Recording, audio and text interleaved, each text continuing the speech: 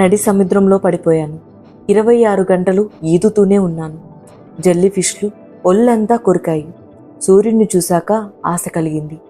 తిరునల్వేలి జిల్లాలోని కూడంకులం సమీపంలోని చెట్టికులం తీర ప్రాంత గ్రామానికి చెందిన 35 సంవత్సరాల శివమురుగన్ మాటలివి. 2 నెలల క్రితం జరిగిన ఈ సంఘటన ఒక వ్యక్తి తన భార్య మరియు బిడ్డల కోసం 26 గంటల పాటు సముద్రంలో ఈదుతూనే ఉన్నాడు. ఇలాంటి వార్తలు విన్నప్పుడు మనకు తెలియకుండానే మన కళ్ళు చెమ్మగిల్లుతూ ఉంటాయి. బ్రతుకు తెరువు కోసం గంగమ్మ తల్లి బిడ్డలు పడే కష్టాలకి ఇది ఒక నిదర్శనం. ఏఐ రూపంలో ఈ వీడియోని కొంతమందికైనా చేరేలా చేయడమే నా ఉద్దేశం. ఈ వీడియోని చివరి వరకు చూసి మీకు నచ్చితేనే మన ఛానల్ని సబ్స్క్రైబ్ చేసుకోండి. సెప్టెంబర్ 20న కన్యాకుమారిలోని చిన్నముట్టం ఫిషింగ్ పోర్ట్ నుండి తన సోదరులు ఇతర మత్స్యకారులు కలిపి మొత్తం 16 మందితో కలిసి చేపలు పట్టడానికి మోటార్ బోట్లో వెళ్లిన శివమురుగన్ జారిపడి సముద్రంలో గల్లంతయ్యారు. 26 గంటల తర్వాత ఆయన్ని రక్షించారు. శివమురుగన్ గల్లంతైన విషయం తెలిసిన వెంటనే పోలీసులు ఆయన్ని రక్షించడానికి ప్రయత్నాలు చేశారు. అయితే ఆచూకీ లభించలేదు. కూతంకులి గ్రామానికి చెందిన కొంతమంది మత్స్యకారులు చేపలు పట్టడానికి సముద్రంలోనికి వెళ్లినప్పుడు వారికి శివమురుగన్ కనిపించారు.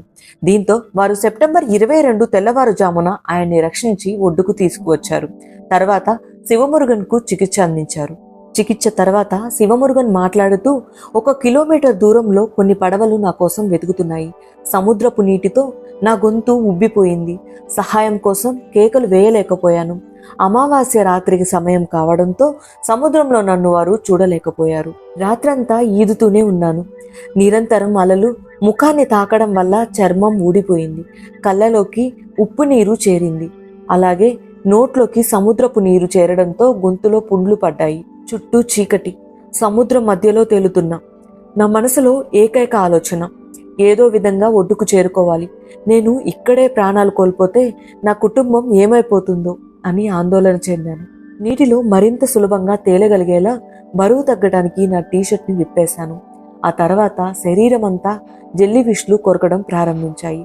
అవి నా శరీరానికి అతుకుపోతాయని, కొంతసేపు అలాగే ఉంటే చర్మంలో రంధ్రం చేస్తాయని గ్రామంలో కొందరు చెప్పిన మాటలు గుర్తుకొచ్చాయి.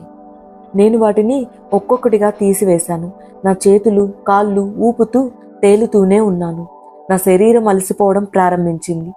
మరుసటి రోజు ఉదయం సూర్యుడిని చూసినప్పుడు బతుకుతాననే ఆశ కలిగింది. దాదాపు 30 నిమిషాల వరకు నన్ను సముద్రం నుండి ఎవరు రక్షించారు, ఏం మాట్లాడుతున్నారో అర్థం కాలేదు. టీ బిస్కెట్లు తిన్న తర్వాతే కళ్ళు తెరవగలిగాను.